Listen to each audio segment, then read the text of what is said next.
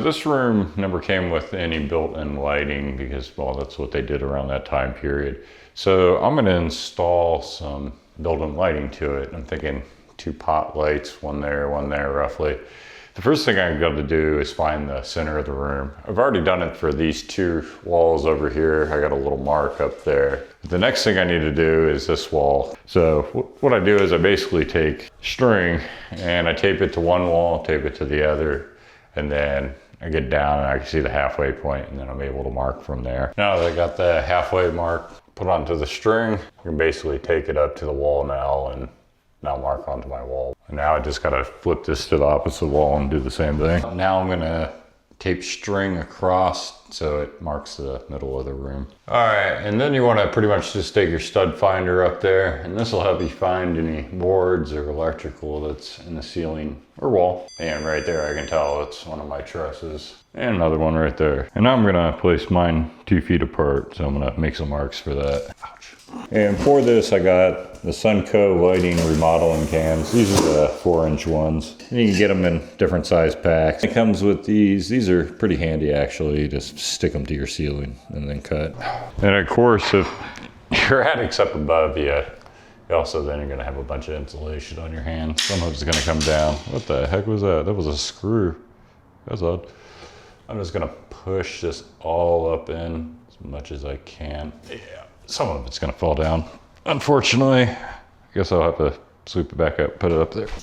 So then we have the can lights, totally made out of metal, every last bit of it, except of course the foam and the plastic in there. Each light comes with this piece of foam. So when you open this panel up here, just by hitting that little latch, you see inside of it, each wire has these push-in connectors, which allow 2 more wires to go in. This basically allows you to chain lights together. And of course, I'm not an electrician, but this is a project I feel more than comfortable doing myself. This is some 14 gauge wire here. So there'll be 2 of them, they're 11 watts each, which will be 22 watts total. More than significant, not even anywhere near an amp there.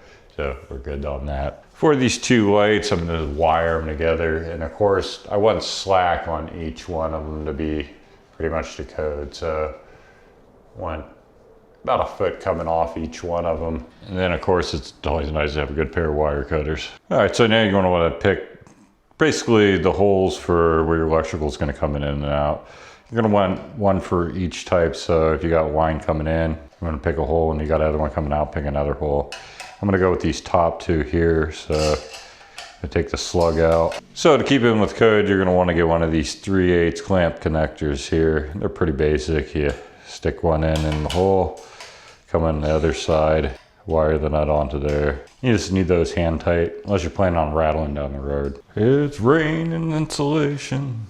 Yeah, it's just gonna happen. All right, there's no way I can fish this to the other one with insulation up in there. If this was a mid-ceiling that was empty, you can bend the cord and be able to get it to the next hole and pull it out.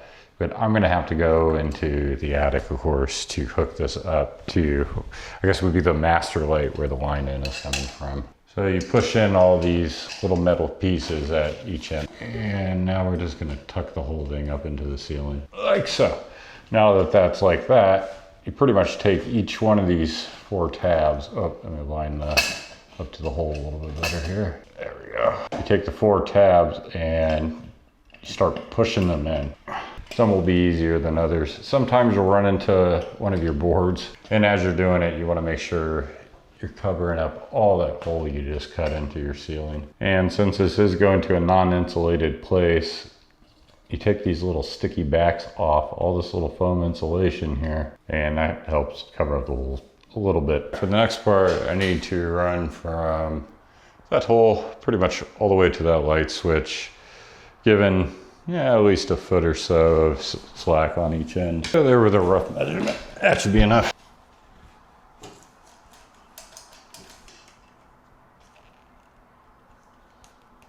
Ah!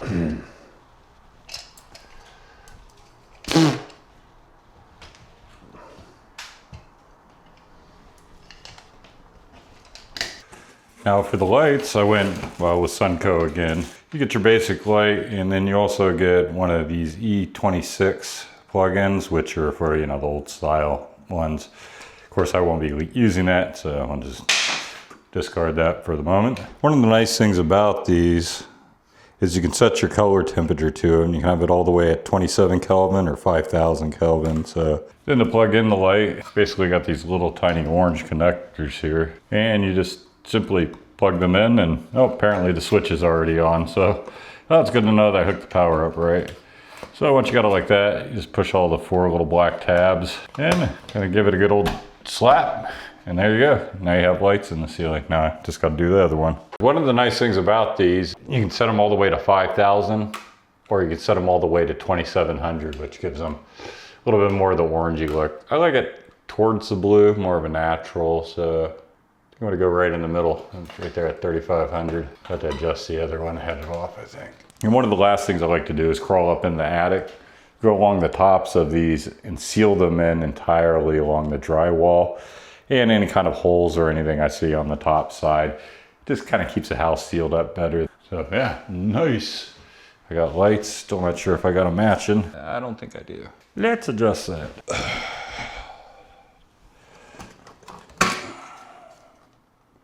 So one's one click over from the list. All right. Nice. Till next time, have a great day. I know I will.